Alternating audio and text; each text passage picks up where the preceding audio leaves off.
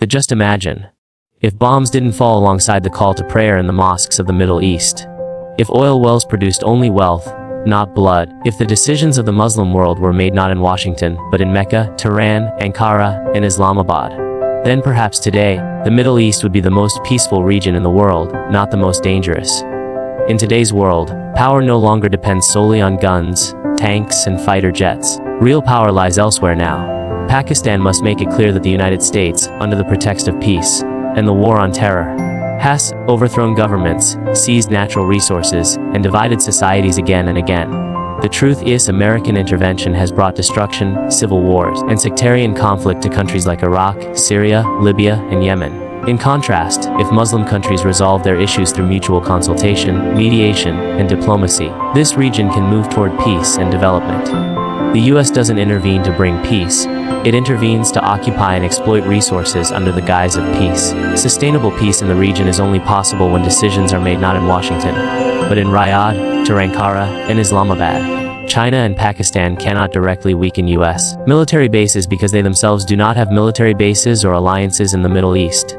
However, Pakistan, with its JF-17 fighter jets, missile systems, and defense production, and China, with its modern military technology, can indirectly undermine American influence in the region. Pakistan can use platforms like the OIC, ESCO, and other Islamic and regional organizations to present this stance. We must end our reliance on external powers and instead build unity, trade, education, defense, and energy cooperation among ourselves. Through the United Nations, international forums, and global media, Pakistani leadership can make it clear: we, the Muslim nations, can resolve our internal disputes on our own. We do not need US bombs, bases, or advice. We need self-confidence, unity, and self-reliance. This message is not just a narrative. It can become the foundation of a new foreign policy. If Pakistan powerfully communicates this message on the diplomatic front and becomes a model of mediation, peace, and cooperation, the world will begin to believing power is that which builds trust, encourages dialogue, and turns enemies into allies. This is what we call diplomatic mediation. Pakistan is the only nuclear power in the Islamic world. It enjoys friendly relations with Iran, Saudi Arabia, Turkey, Qatar, and the UAE. This means Pakistan can act as a bridge between Arabs and Persians.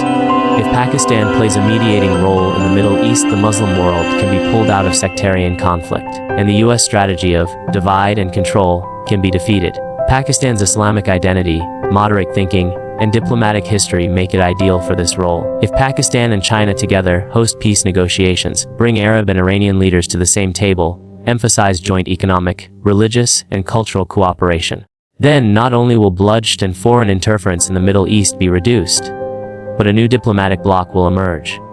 One that challenges America's political monopoly. China and Pakistan are gradually strengthening their foothold in the Middle East. While the US presence is still dominant, these efforts by China and Pakistan represent a soft, non-military yet effective way to dilute American influence. China is investing in 5G networks, smart cities, railways, and energy projects in the region. Companies like Huawei and ZTE are rapidly expanding across the Middle East. Through Confucius Institutes, China is promoting its language and culture. Thousands of Pakistanis work in the region and contribute to local economies. More Middle Eastern students are enrolling in Chinese universities, increasing China's soft power. China is also supplying some Middle Eastern countries with drones, missile systems, and surveillance technology. In 2023, China brokered a historic diplomatic breakthrough between Iran and Saudi Arabia, restoring relations after years of hostility. Pakistan enjoys goodwill in the Islamic world. It can mediate in the Middle East on religious and political grounds. It has the capacity to cooperate in defense production, e.g., JF-17 jets, missile systems. The Middle East supplies China with most of its oil, while China is its biggest buyer. China is also pushing to settle oil payments in yuan, reducing dependency on the US dollar. Pakistan contributes by exporting labor and increasing trade with these countries. If Pakistan and China together set the table for dialogue, the thunder of guns can be silenced. Power is not what destroys, true power is what unites.